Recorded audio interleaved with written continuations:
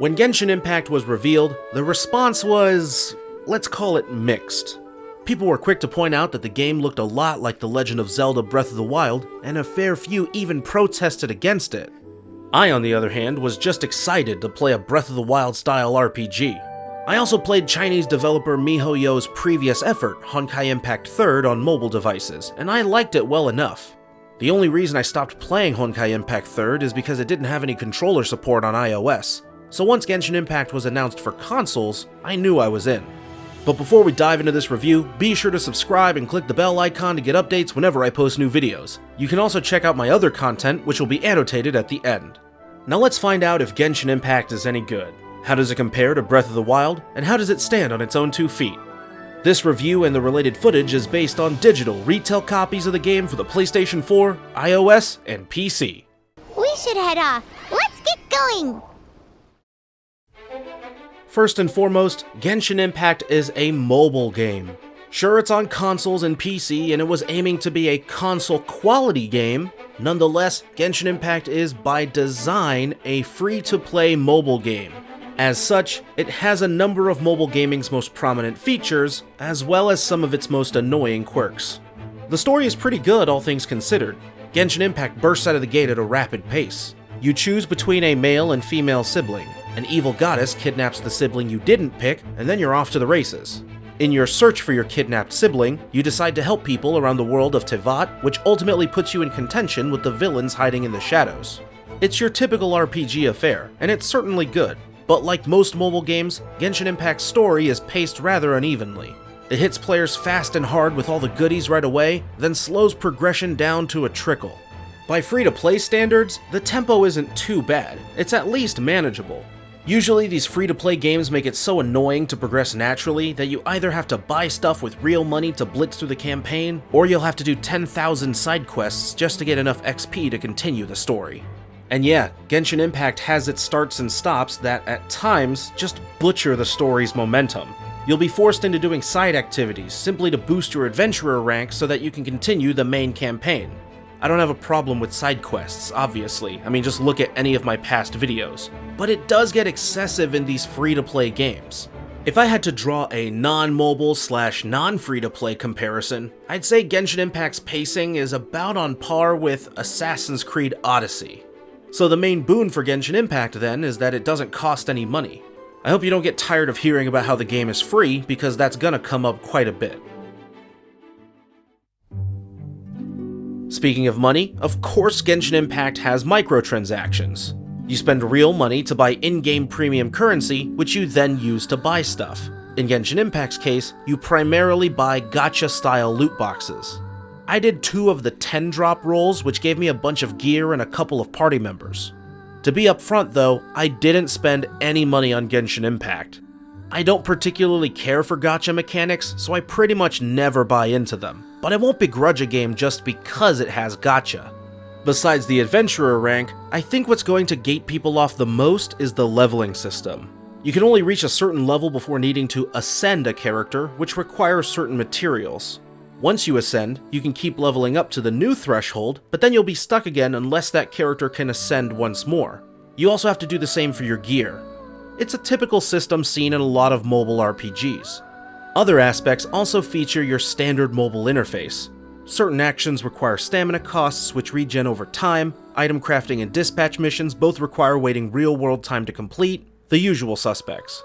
But in general, this free game has quite the shocking depth of content. In my many hours of playtime, I never felt these monetization systems were implemented in a predatory way, and I find myself hoping for more of these large-scale mobile games with little to no microtransaction blockades. It's honestly pretty refreshing. There are some technical hiccups across all platforms, frame rate drops and gameplay stutters that are somewhat inexplicable. Mobile definitely has the most problems, though all platforms suffer some issues. None of the problems on PC and PS4 are game-breaking, and they're not constant, so they don't ruin the game.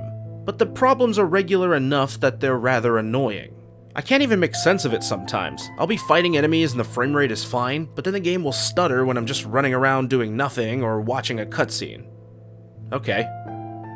PC and mobile players can change the performance settings around to suit their wants and needs. Both have a very basic suite of options, so I'll primarily be focusing on mobile. By default, Genshin Impact Mobile runs on medium settings at 30 frames per second, and it runs really well. When I switched it up to max settings, it ran alright, but it definitely had more problems. It even struggled a bit when I left everything at medium settings but bumped it up to 60 frames per second, and on those settings it actually crashed on me once, though I was able to jump right back in and resume where I left off with no hassle. So despite these nagging issues, the mobile app is pretty impressive. The only thing that really annoys me still is that Genshin Impact Mobile still doesn't officially support controller. Why? Seriously, the entire controller interface already exists for the game. If you're gonna make quote-unquote console-quality mobile games like Genshin Impact and Honkai Impact 3rd, give them official controller support. Consoles use controllers. Of course, we gotta have the obligatory platform comparisons, and you know what? I think Genshin Impact looks great on all platforms. You can tell mobile is optimized for lesser performance, but it's still really good. Here's a cutscene comparison, starting with PS4. Yeah, looks great. Nothing really to note beyond how good it looks. Compare that to PC. Unsurprisingly, looks fantastic. Now let's get to mobile. Isn't it crazy how it still looks that good? So yeah, while performance is still a somewhat mixed bag, it's trending towards the positive end of the spectrum. The game is definitely beautiful, and after a few stabilizing patches, there shouldn't be too much to complain about regarding optimization. Battles are conducted in action RPG style. You have your basic attack that can be mashed to string together a combination, you have a unique elemental attack, and you have a super attack that is usually tied to your character's elemental affinity. The action performed is also different depending on if you tap the button or hold the button. Different enemies have different strategies that need to be implemented to defeat them, usually involving exploiting elemental weaknesses, and elemental moves can also exploit the environment around you. For instance, an enemy standing in water is susceptible to being frozen or electrocuted. Understanding how the elements respond to the world and to each other is integral to the core mechanics. The combat is probably where the game is at its most distinct, and switching between characters and chaining together elemental effects is really fun. Outside of combat, you have this large open world map to explore, there's obviously lots of activities to do and side quests to accomplish, you get daily missions that need doing, and after reaching Adventurer rank 16, you can play with others, which I did a little bit. But here is where we address the elephant in the room. We've looked at the game on its own merits, and yeah, it's quite impressive. So now let's get into the obvious bit. Genshin Impact was inspired by Nintendo's Breath of the Wild. Regarding the two games' similarities, developer MiHoYo actually went on record stating, quote, "It is very important to note that once you actually pick up the game, you will find the experience of Genshin Impact to be very different from that of The Legend of Zelda Breath of the Wild." End quote. That is partially true. While Genshin Impact has its own identity, I'm not sure how much you can claim to be inspired by something before you delve into blatant copy territory. Genshin Impact is at least towing the line between these two territories. It's very Breath of the Wild. Climbing pretty much any surface, the bokoblin-looking hilichurl enemies that have little bases / camps everywhere, cooking food, you get a glider, you use updrafts to raise your gliding elevation, the graphics. On a foundational level, I'm not so sure this isn't a clone of Breath of the Wild. Genshin Impact is so Breath of the Wild that even though I hadn't played Breath of the Wild in a long time, when I initially started Genshin Impact, I instinctively tried pushing Zelda's button mapping locations. Then oddly enough, when I went to record this Breath of the Wild footage, I found myself pushing the Genshin Impact button mappings. It would be objectively wrong to try and say Genshin Impact is not incredibly similar to Breath of the Wild. But is that such a bad thing? I'm not so sure. It's definitely not go to a convention and publicly smash your PlayStation 4 and protest bad, and there are much worse games to copy than Breath of the Wild. Heck, I mean, games have been trying to copy Zelda for decades. Look at all of these. Like all the best Zelda clones, Genshin Impact is good in its own respect. It just never reaches the same heights as Nintendo's series. You can't just take the pieces of Breath of the Wild, slap them together, and end up with a great game. Breath of the Wild isn't great because you can climb walls or fight guardians or glide through the sky. Breath of the Wild is great because while you're climbing and fighting and gliding, your curiosity is naturally being piqued by a landmark in the distance or a nearby enemy camp. You'll find a dungeon by accident that's adjacent to a stable you somehow missed in all your adventures, and your dungeon completion prize is actually something important. Or you can skip all that and go right for the final boss. Breath of the Wild is about freedom. Genshin Impact, by comparison, doesn't pursue freedom with the same zeal.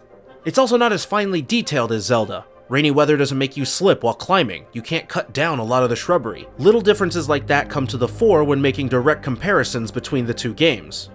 But none of that makes Genshin Impact a bad game. It's as good as a number of other games in the genre. It's one of the most impressive free games I've ever played. It's just not as good as Zelda, and that's fine. A game doesn't need to be revolutionary to be enjoyable. It just needs to be fun. And that's really what it boils down to. Genshin Impact is fun to play. If more mobile RPGs adapted this model, I think that could only be a good thing.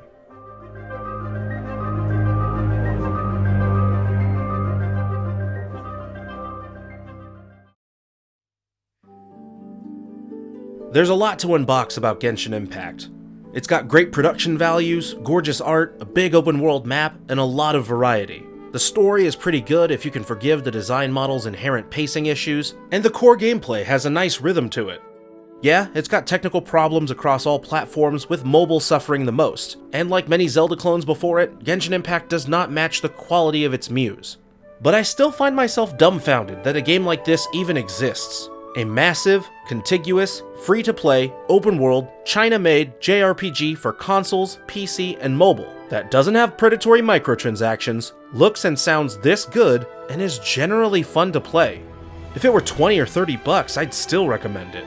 But for the low price of completely free, there's hardly an excuse not to at least try it out.